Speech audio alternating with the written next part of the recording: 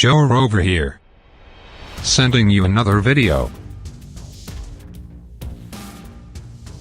This time I am doing a character spotlight on Swamp Thing and Supergirl from Injustice 2.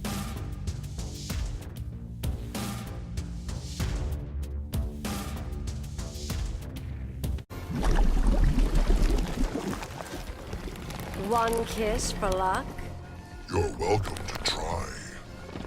You're not that special, Swamp Thing. Begin.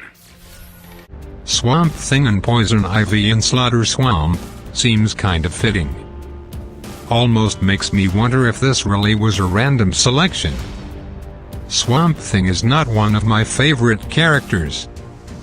In the app, he is a bit frustrating to operate, but his movesets are quite neat. I do like that log roll attack, however, the vine grab isn't easy to time right and you have to get the right distance from your opponent. In the console, Swamp Thing is easier to work with because of engine power and a controller. You aren't trying to swipe or tap. The look of Swamp Thing is quite impressive. He really looks like some kind of swamp monster. I like how he is almost camouflaged. I also like the opening lines between Swamp Thing and Poison Ivy. It is a nice bit of humor. You can almost hear some kind of understanding between these two protectors of the green. Out of all the characters you would think that these two wouldn't be fighting. Some of his moves were hard to see because it was green on green on green. They might be easier to see if I was somewhere other than Slaughter Swamp. But I do have to say that his super move was pretty neat, and his victory outro was impressive.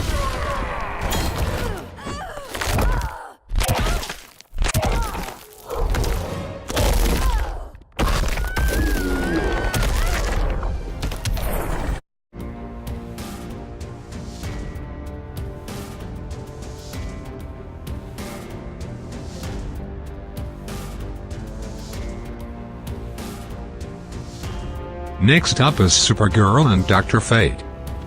I am looking forward to seeing both in action.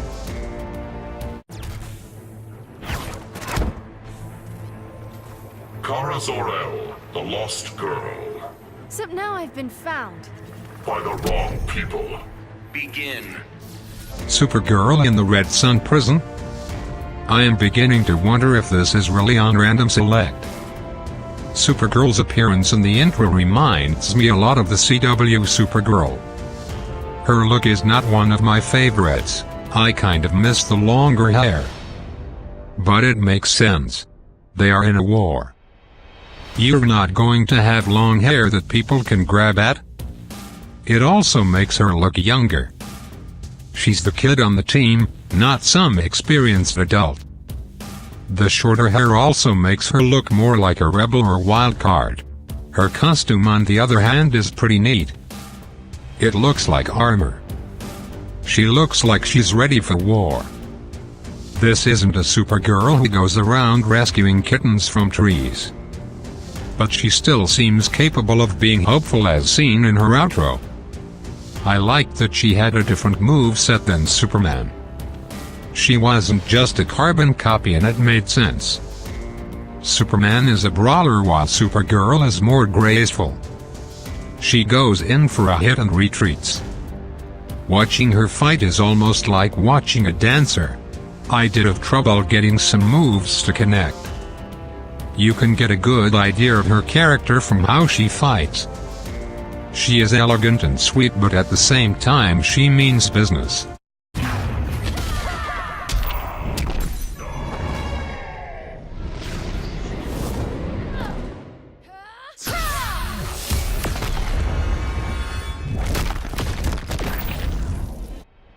You can see this in her super move. She goes from a ballet dancer to blasting you through space. And her facial expressions really bring her to life.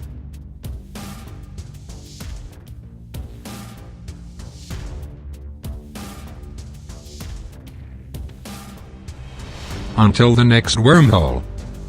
Goodbye.